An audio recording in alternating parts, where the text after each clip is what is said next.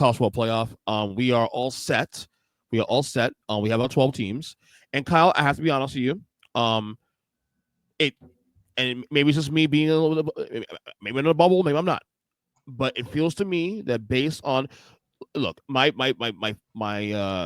reaction was you can throw criticism of the seedings and who should be higher and lower and all that, but I'm not seeing much pushback on the actual 12 teams selected for this thing. It's because you're not paying enough attention. Okay, so there is some pushback. There's a lot of pushback out there. Joel Klatt went out there, and your boy Big Jim Neese looked like an idiot saying he was crying about Alabama. And what I'll put him on blast right now. He comes out saying, "Hey, listen, I love this playoff, but the committee showed they valued conference championships." And I only bring up Jim's name, Huddle Up Podcast, because last year I hinted that Clemson may get crowbarred in to that playoff scenario. Granted, they kind of played themselves out too, just like they should have this year.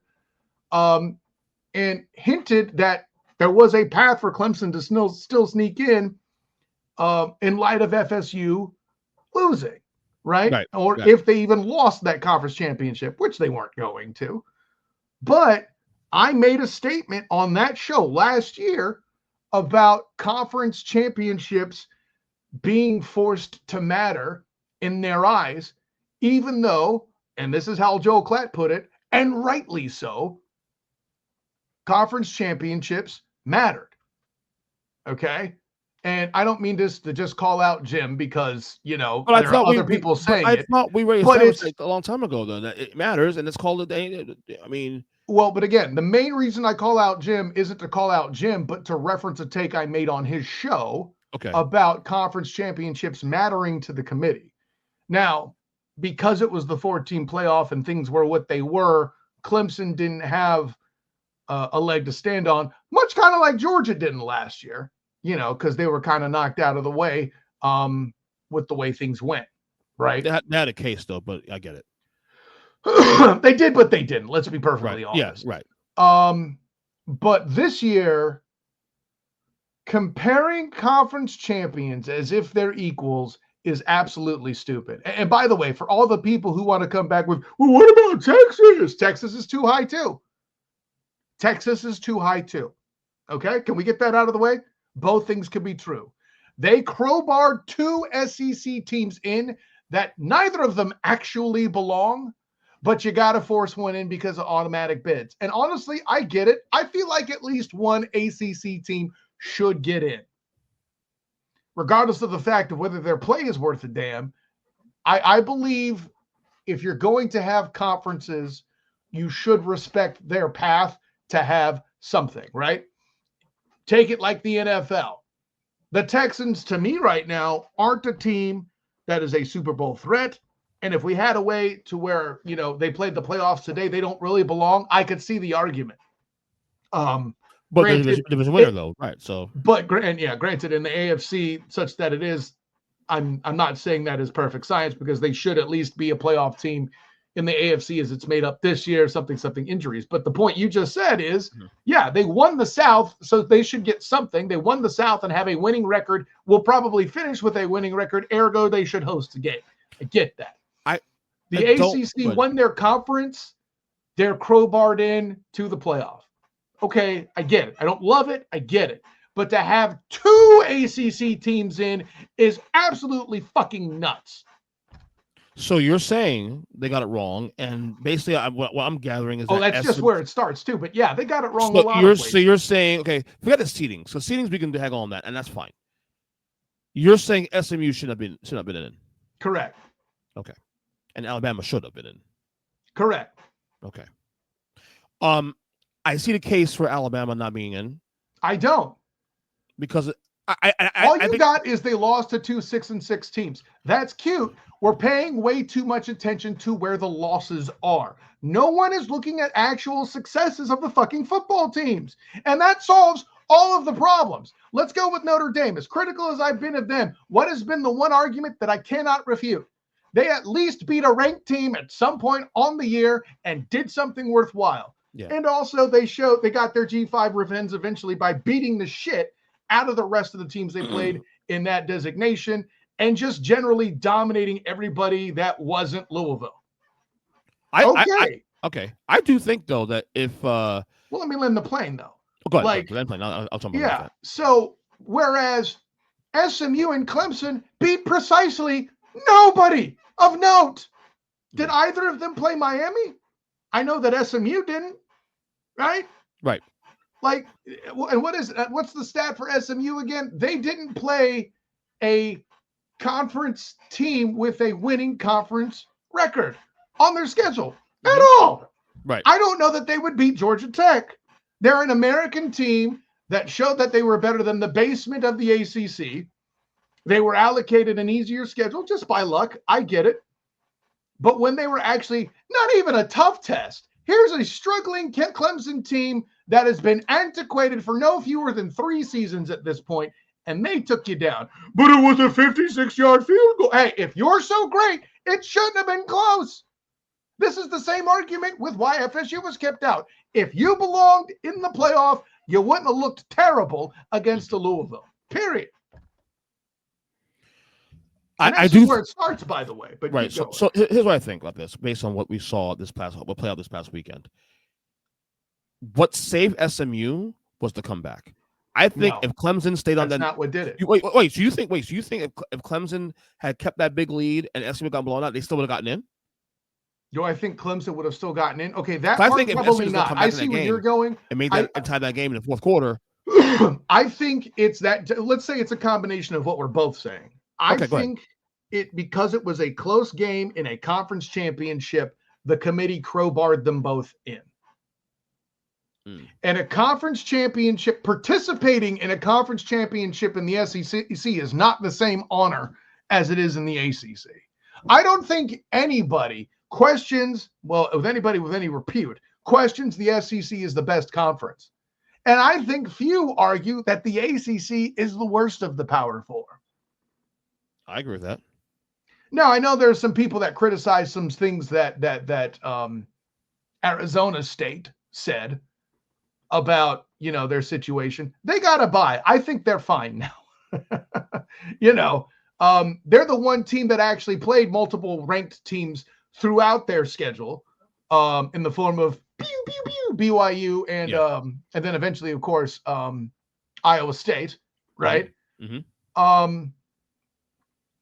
And also winning a game or two without their top running back. I know personally that happened because they beat UCF. I covered it on the Black and Gold Banneret.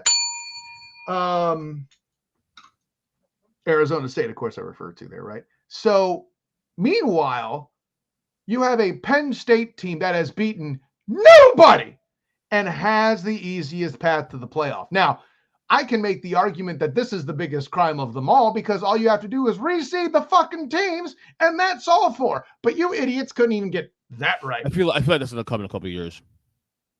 And why should it take that long? Change the fucking shit now. Reseed the teams now.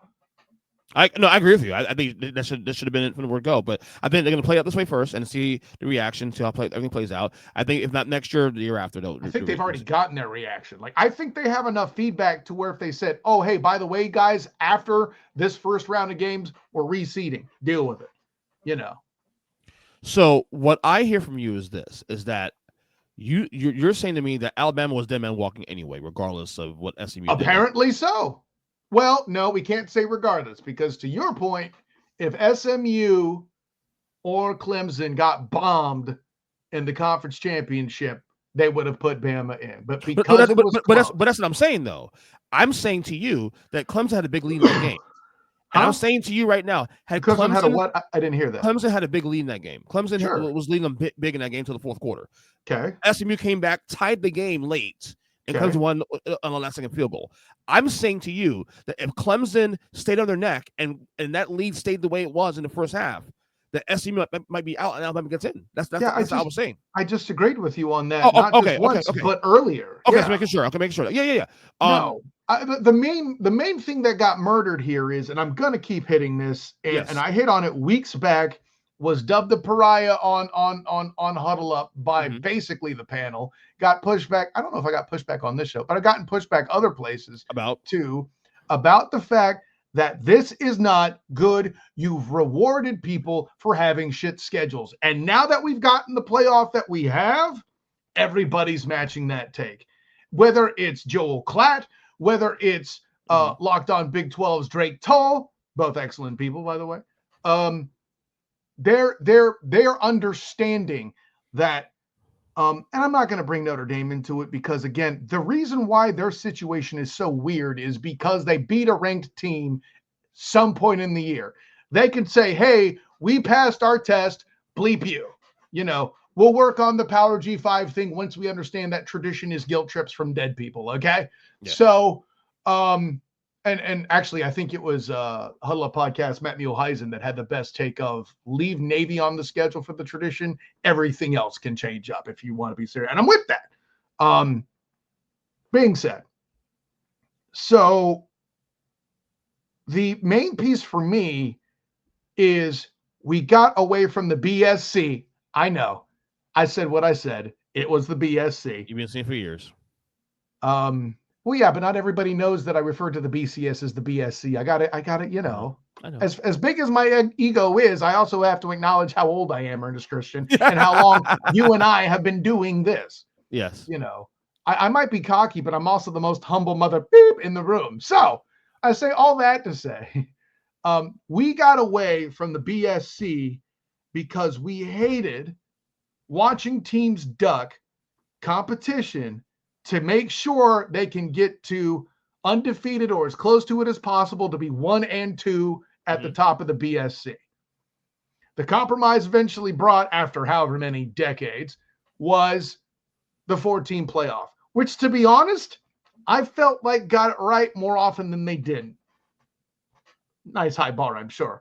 The latest edition of the 4 was perfect, and Knowlers like yourself just couldn't handle the truth.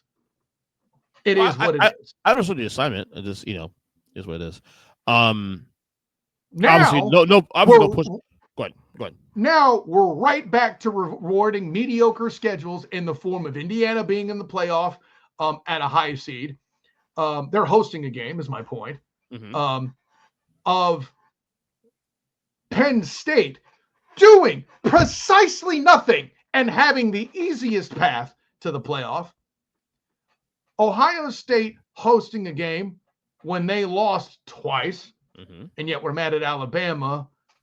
Whatever. I know Alabama lost 3 times, but details. And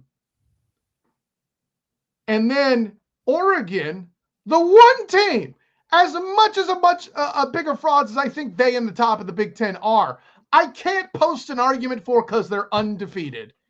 The one team in the Big Ten that I could say unequivocally looks like a playoff team when I watch them play football is screwed by the toughest path in the whole thing. And I'll admit that part I'm kind of stealing from Joel Klatt, but he happens to be fucking right. So we're rewarding soft schedules again.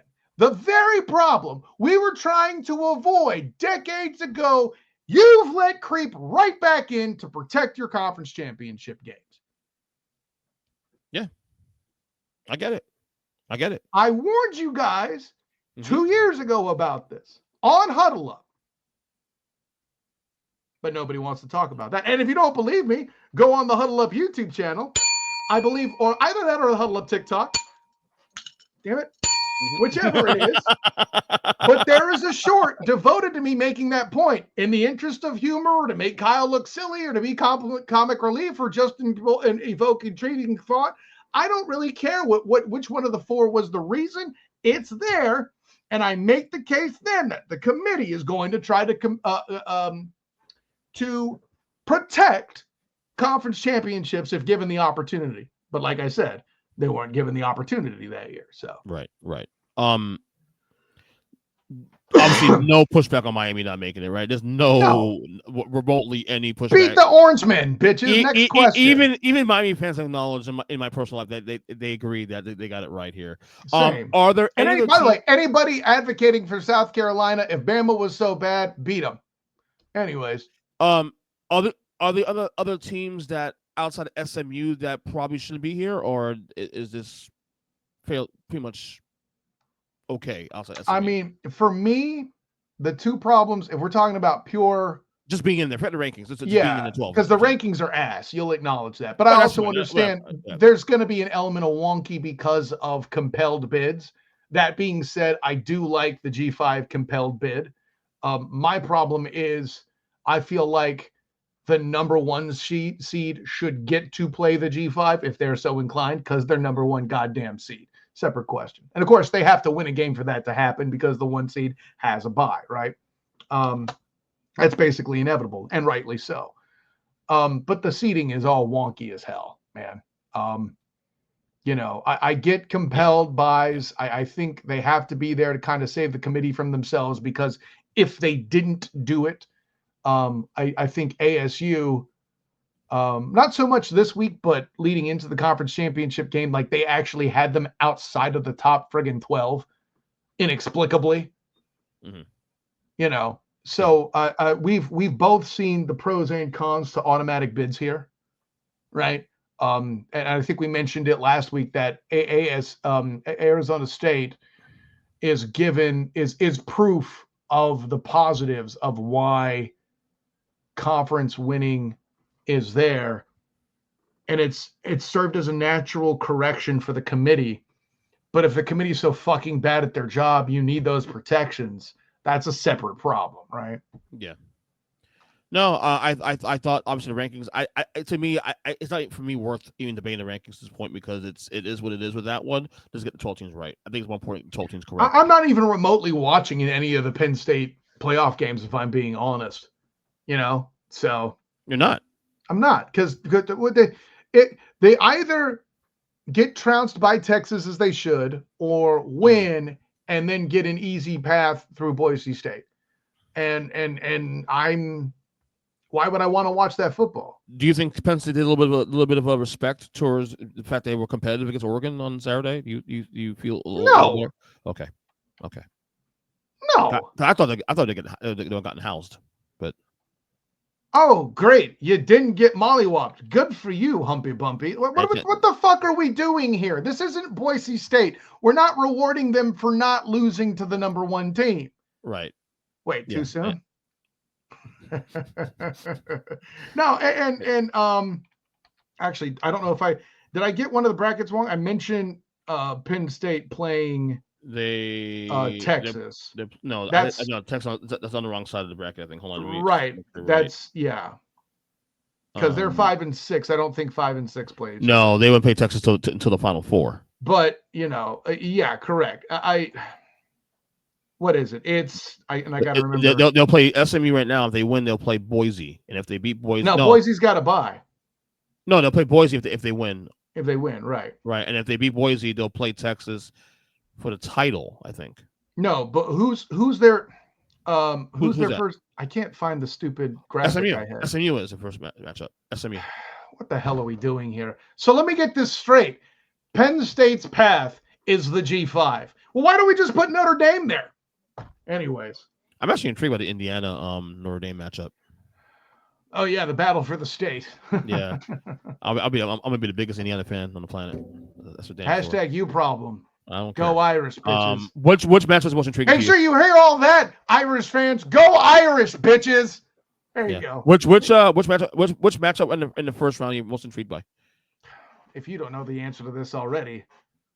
Tennessee, Ohio State? Of course. I listen. Seeing Josh Heupel and everybody's favorite colored hair enthusiast, say what you will, it's a fascinating matchup. And so long as he doesn't try to mold his team into something they're not again, like he did in the Michigan game, this should be one hell of a shootout. If you like points. By the way, I know this isn't a Big 12 game, but bet the over, bitches. Okay? Yeah. No, I that's gonna be a fun one too. And hello, Ryan Day's job on the line starting next week. Mm-hmm. He's got to win. He's got to get people say the national title, his win the title. I think he has to at least get to the title game. No. You don't think him beating Ohio State and then beat Oregon in that bracket? The reason why is because he committed so much malpractice. I shouldn't say he executed so much coaching malpractice in that Michigan game.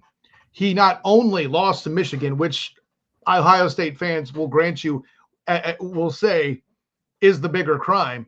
Yeah. That coaching malpractice kept them from they're still hosting a game.